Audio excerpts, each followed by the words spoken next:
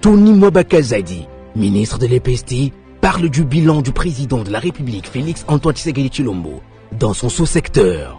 Pour la première fois, depuis que notre pays accède à l'indépendance, nous avons construit une école moderne pour les peuples autochtones, les pygmées.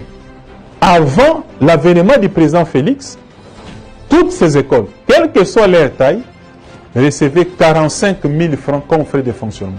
Aujourd'hui, le président Félix paye 2 450 000 francs congolais. D'où venons-nous? L'EPST Félix Tshisekedi l'a trouvé au 22e étage du sous-sol, baignant dans les antivaleurs. Où sommes-nous? Les gens ont passé 32 ans plus 18 ans avec 135 000 francs. Mais en 2 ans, ils sont passés de 135 à 400 000 et on évolue. Où allons-nous? Des réponses dans cette interview exclusive sur vos antennes. Avec le premier mandat du président de la République, Félix Tshisekedi, on a pris 23 150 écoles en charge. Avec chiffre en appui, le patron du ministère de l'enseignement primaire, secondaire et technique fait une véritable démonstration des forces du régime Fachi. À l'EPST, quand vous voulez engager un débat, l'EPST de nos jours, ne venez pas avec des débats théoriques.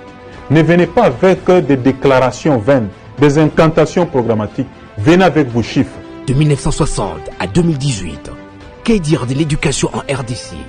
Et de 2019 à nos jours, quelles sont les grandes réalisations?